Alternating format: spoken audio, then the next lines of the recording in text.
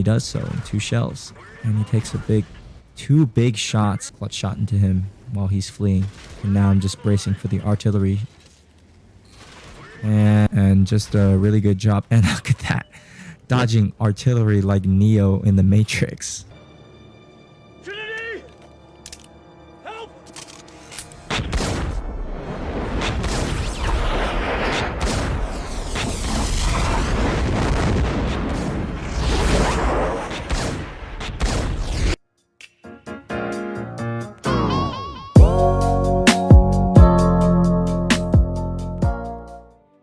Hey guys, Worm here again.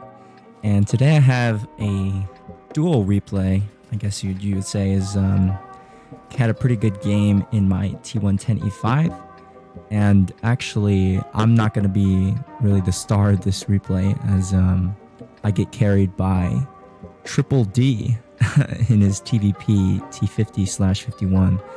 Had a brief conversation with him afterwards, congratulating him on what he does in this game. So let's see what happens here. So we're here on steps, and let's see if I can get this team list the way I like it.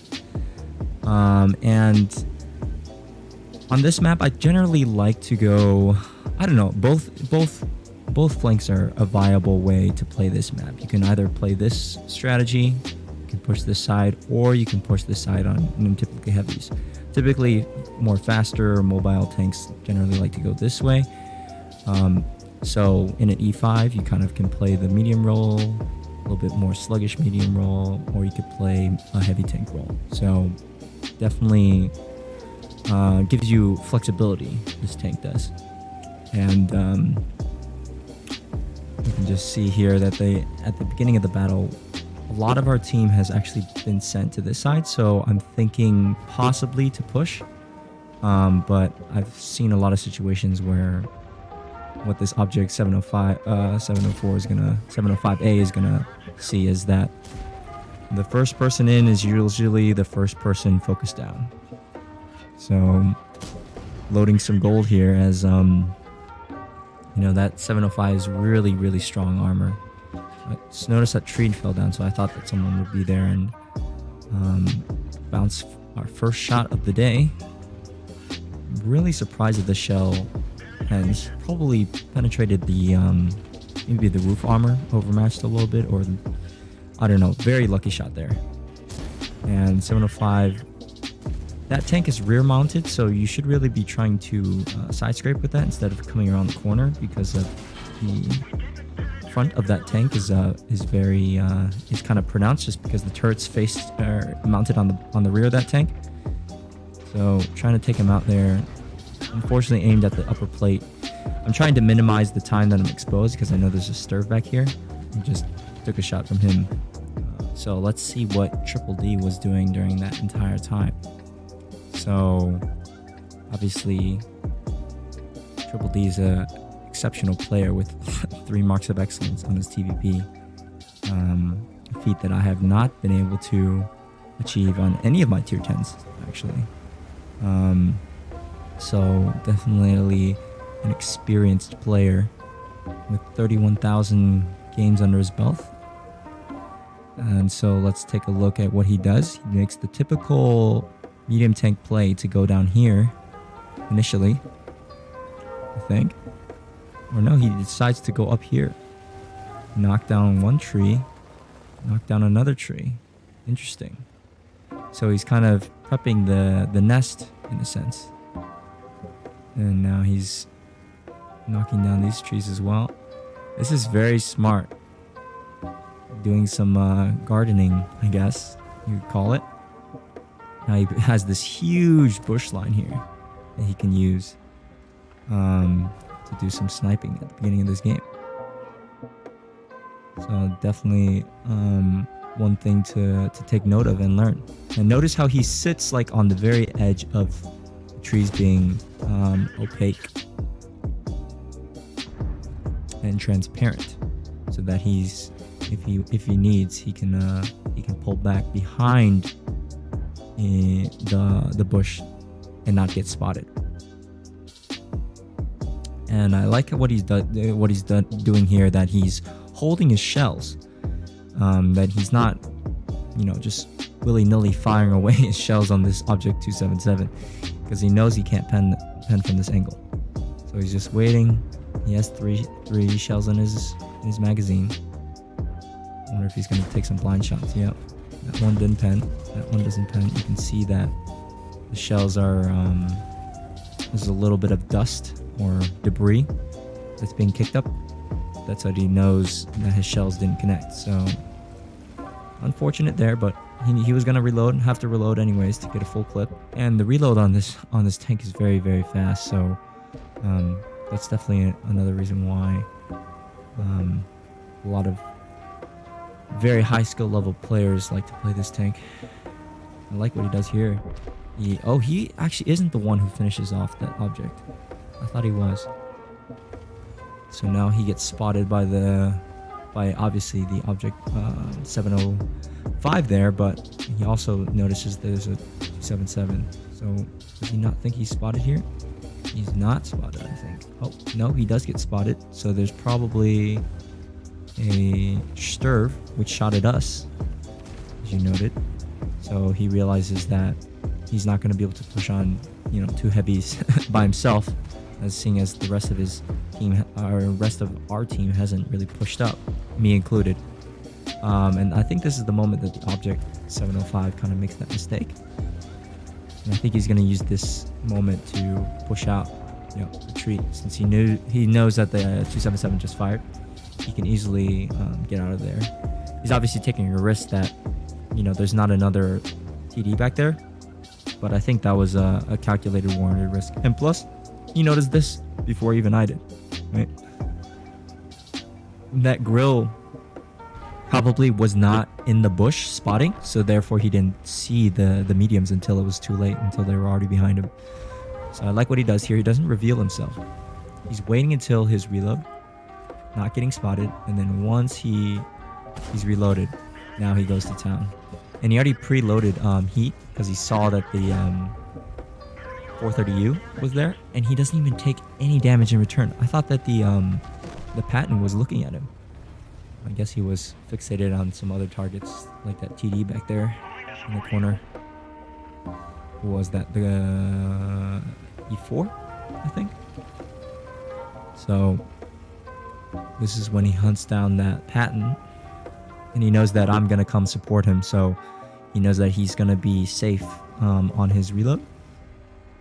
I like what he does here. He goes through the bush to minimize or at least prolong the time that he's gonna be exposed. And look at that, he takes one shell in return and does 4.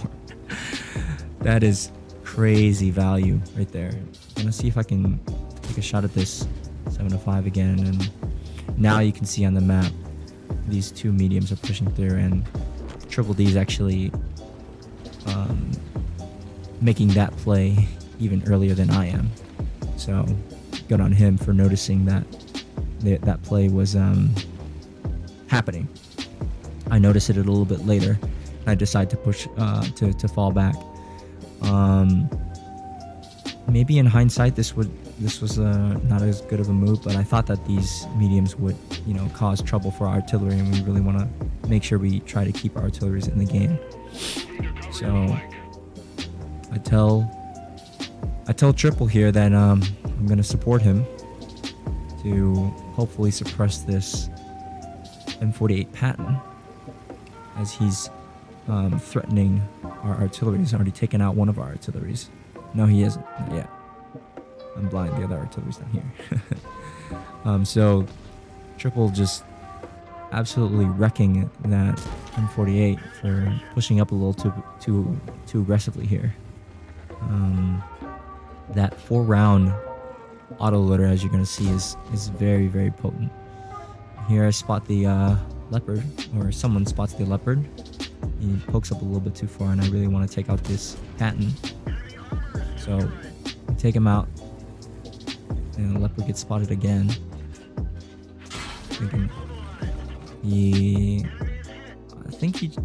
It's not really good for him to stay out here and trade against me, as I have a far superior armor profile than he does. he needs to hit my lower plate, which is definitely a harder target than his entire tank that I have to hit. So he'll be key at towards the end of this battle. So now he takes a little bit of risk there. He didn't wait until the patent fired. I guess he just kind of needed to get over here in a fast manner because you know, he sees these heavies are on low HP, and that Jagdpanther E100, he is he within, let's see, can I do math, 320 times 4? Yeah, he's within his clip, so he's gonna be able to clip him out. Definitely gonna be able to clip him out now, and he does so in 2 shells, and he takes two big shots, and which put him into one-shot territory by the artillery. Not sure if that was worth it, but almost dies there. Luckily, he doesn't get set on fire because he's not carrying a fire extinguisher, and he's using a small repair kit, small repair kit and small med kit. So he's a little bit frugal like I am. Switching back to me, I've actually decided to try to secure the eastern front, as I want to try to make sure my artillery are still alive. And I actually make a little bit of a mistake here by reloading heat round, and I actually rolled around the corner before I was even reloaded. So actually, luckily, he bounced off me, and I was able to take my time and aim for his lower plate. He probably should not have angled towards me at the end. It was actually orange when he was angled before, which is perfect because he had his side over angled, but since I have heat loaded, it's not going to go through his spaced armor on the side or tracks as well. So definitely a misplay on his part. And now the Leopard and the 277, which is also on pretty healthy here, 1800, are moving in on our 277 and TVP. So I need to really make sure I get my HP in the game. I can take a hit, you know, my teammates can't. So that's my job as a heavy, to move forward and try to tank the shots. So, but he is using premium. So definitely that premium consumable is very, very, very potent. Can allow your... How does he not die here? Wow, that is crazy. That 704 just... I mean, that 277 just came out of nowhere and doesn't take a clutch shot on him. Wow. There was definitely a lot of luck involved here. And he avoids the artillery. That is crazy. And now I like where he goes here. He goes on top of this. There's a really good defensive location up here, which I think he decides to go to. No, he decides to go over here initially first, which is interesting. I would have just immediately driven up here. Can he... Yeah, I think he's just decided to take the long way. Yeah, this is the spot. This is definitely where you want to be. Does he get lit? Oh no. Look at this. He's waiting until he fires. He doesn't get spotted. I know that he has a really, really, really exceptional crew in his TVP. Okay, now he's just trying to do some evasion of the artillery.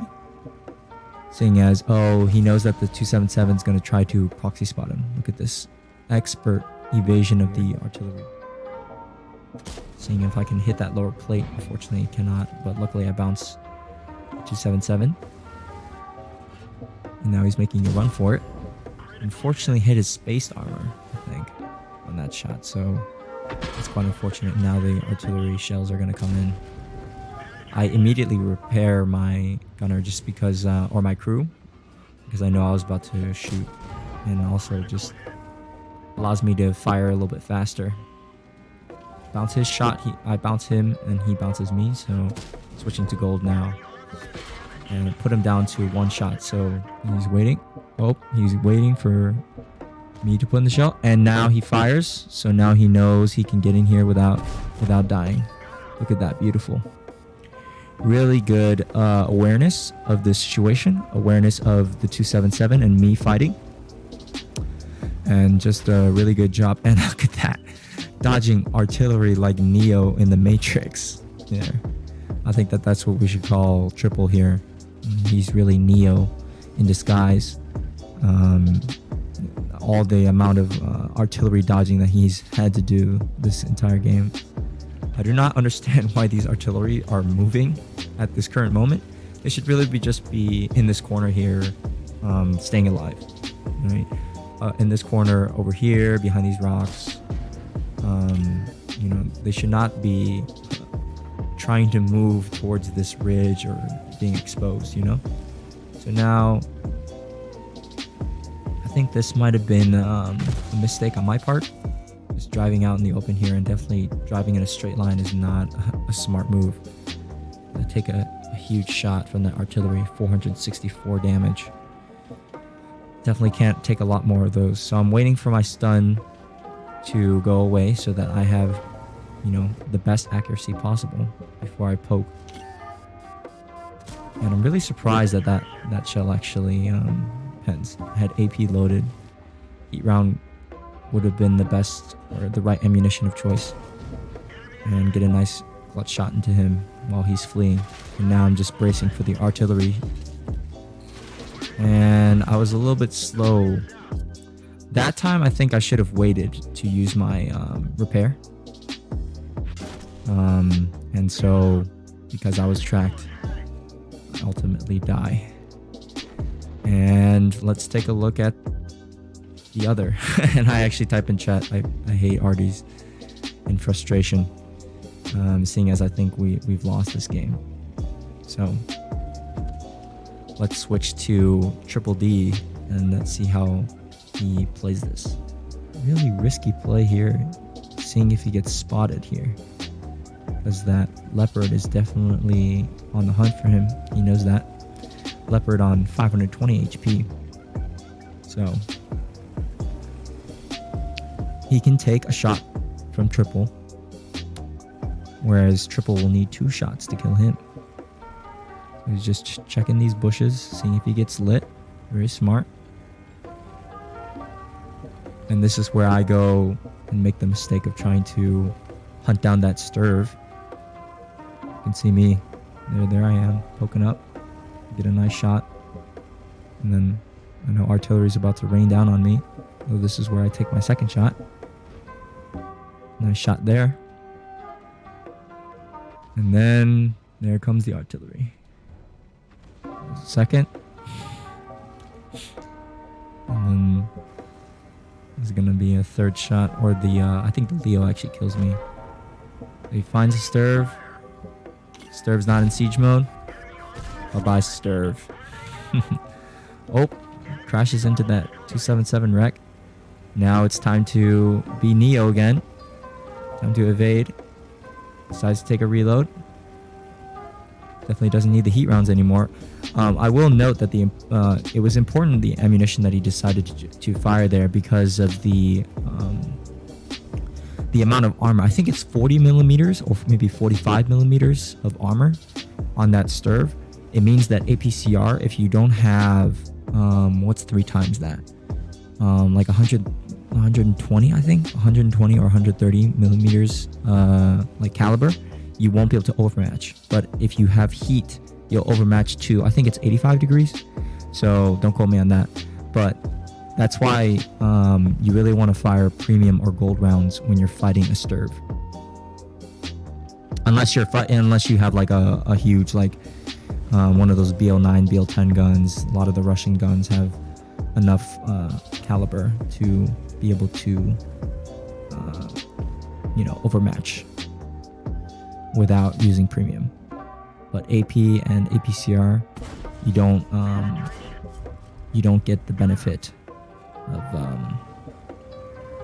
the additional overmatch angle that heat gives you. But you do get the extra shell velocity, and you don't get the whole absorbing by spaced armor type thing. So definitely that's another reason why I switched to heat rounds, because I know I'm a 120 millimeter caliber gun, And here, I thought that the Leopard was the one in the cap. So that's what we're thinking. I think Triple would probably think that the Leopard is also the one in the cap. So we know that somebody is in cap, and they just left cap. So I really like the approach that Triple takes here. He decides to go all the way, following the red line, so he minimizes the probable time that he's going to get spotted. And then look at this, he backs behind the bush so it's not transparent. Unfortunately, bounces that second shot and takes a reload immediately. He doesn't get spotted because of excellent bush work there. And also there's a set of trees here, so it's very, very, very unlikely that GWE100 is going to be able to outspot him. And he says there he has a really good OP camo on his tank, so probably has 5-6 skills on his crew. So definitely a very experienced player with a really good crew. Maybe so here I actually suggest maybe you should go for Artie, and he says I'm gonna chill, so you could just say you can stay as well. And luckily for him, he actually stays. And look at this. He actually waited until he was behind that second row of bushes so he doesn't get spotted. Look at this. He's not spotted. Thought that he was sure was going to get spotted after shooting there. And now I noticed Nidus. Nice beauty. Didn't even get spotted.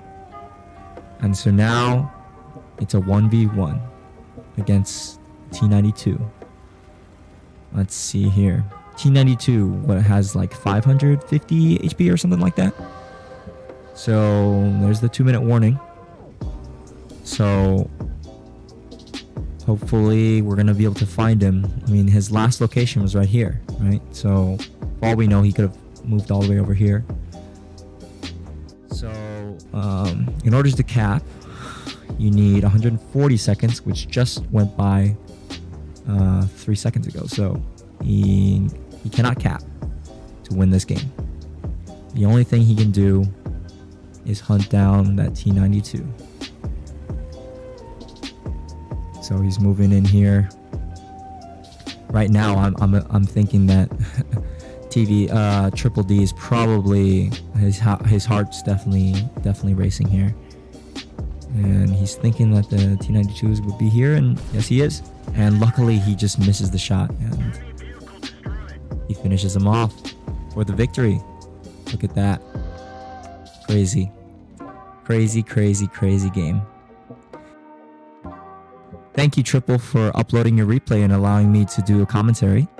I thoroughly enjoyed watching this. I had learned a little bit about some of your initial plays with the gardening work, and then also just really excellent map awareness, and ultimately carried my ass in this game. So thank you. And let's take a look at the post-game stats.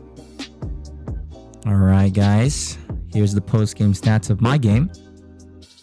Let's see, it was only a second class, and we got let's see, 1022 base experience and 4000 damage. Not too bad, not as good as Triple, but that's who I am, just a little bit better than average. 19 shots fired, 24 shots fired, 19 hits, and 12 penetrations. I'm really surprised that I guess firing at all those object whatevers, I was bouncing a lot, so a little bit unfortunate. We actually blocked 5000 damage, which was really surprising, but I think a lot of players just kind of underestimate the T110E5. You can go check out my other replay on that. And I actually got 1600 assistance, not too shabby, but we did fire a lot of gold, so we did lose a lot of credits from resupply, but we actually broke even with a premium account, so I'll take it. And we died at the 9-minute mark, but the entire battle took 14 minutes. So let's take a look at what Triple did. So he titles us TVP carry. Yep, he definitely carried me with the Ace Tanker, Demetrius Medal for killing all 3 RDs, High Caliber for 20%, and Top Gun. 7 kills, almost 1400 base. That's pretty remarkable.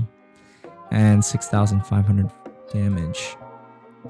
28 shots fired, 24 hits, 23 penetrations. This is what you like to see. Really good marksmanship.